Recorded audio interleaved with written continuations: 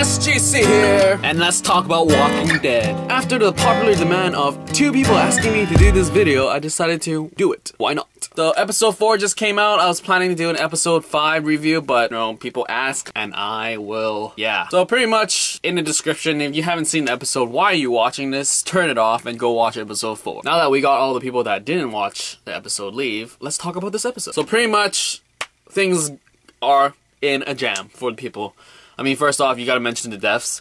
I wasn't as excited about the death because someone spoiled it all for me. Because I mean, like, seriously, talking about a plot line about a movie or thing is not really a spoiler because trailers ruin way more than I say. Telling me who died in an episode before I watched it, and it's like, what? When did these episodes air? Like, around 6 or 7? It was 8 when I found out about the spoiler. So an hour or 2 after the actual airing episode, and I got spoiled already? Oh, I read the comics, so not that big of an oh my goodness deal for me, but it was just like, oh, darn it, I sort of was not seeing deaths coming up so early. So let's just start with that, comparing it to the comics and to the TV's show. Comic, Lori's death goes way farther than this. There's a lot more things happening in the comics in this, like, prison situation compared to the movie. Not the movie, but TV. Compared to the series. T-Dawg's death and Carol's disappearance is kind of lame. I wish they just stuck it out with just Lori dying, or not Lori dying, or just have T-Dawg and Carol disappear or something. The whole, like, disappearing act is sort of like a weak case of like, oh, something's bad gonna happen. I mean, you have that random dude that just got pushed out and assumingly he screamed and died, but obviously, you know, he came back and just messed things up because he was just like picking up like stuff and just putting it on the floor to attract walkers. So with Carol missing because her bandana fell on the ground, she's probably gonna come back and kill someone else because, like, how else are you gonna use her? I mean, if she becomes like, oh, I survived and I found more people, that would be interesting because, I mean, this prison better have other people. If they just found these and killed like 3 of them, I guess 4 of them now, then you only have 2 extra people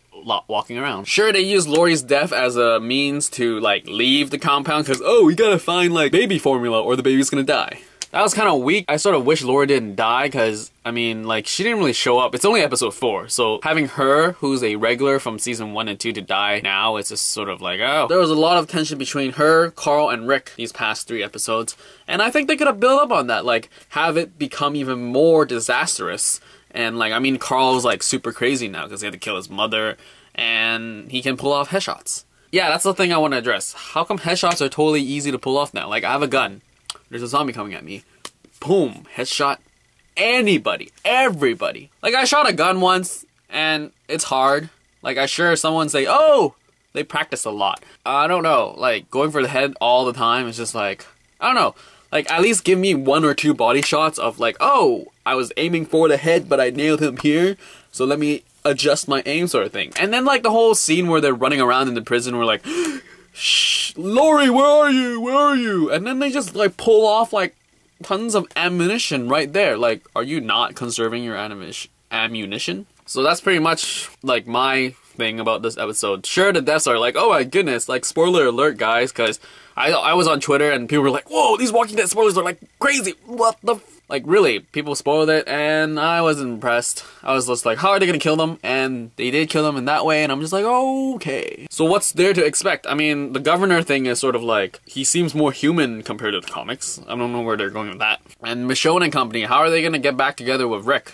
So, that's it. I rambled about episode 4, episode 5, I don't know. This episode didn't really do that much for me, because it was just like, oh, let's kill off Lori and have a baby, and okay, randomly t-dawg dies. Okay, one thing I can't stand right now is like, oh, I have zombies in front of me and one random zombie will be behind me and kill me. That's just, what?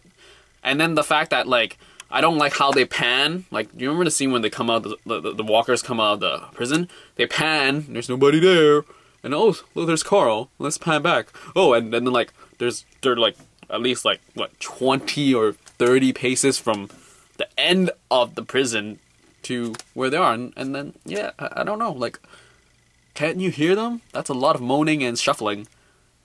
Yeah, I mean, like, what were they distracted by? They were like, Rick was going out the fence, and then that's it. Like, he's pretty far, so it's not like there's like distracting noises of like traffic or whatever. So come on, AMC, just do something more realistic if you want, because you are going for the realism thing. So why not make it more realistic than giving me these cheap shots of, oh, let's pan and mix zombies up here. So that's what I have to say about Walking Dead episode 4, season 3. Yeah. So I didn't like it that much. What do you think? You be the judge. See ya.